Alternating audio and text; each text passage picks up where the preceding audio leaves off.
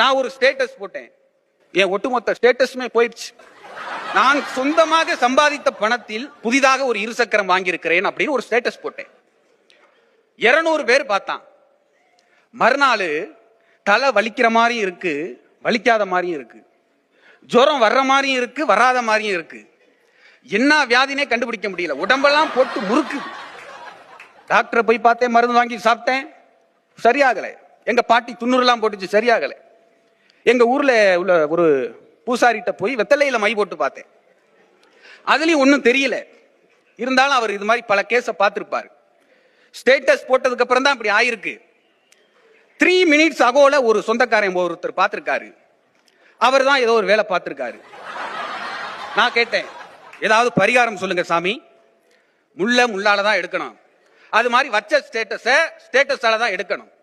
உடனே வீட்டுக்கு போய் நான் வாங்கின இருசக்கர வாகனம் விபத்தாயிருச்சுன்னு ஸ்டேட்டஸ் வையினாங்க. நானும் வச்சேன். ஒரு சொந்தக்காரு பார்த்தாரு, தலைவலி போயிருச்சு.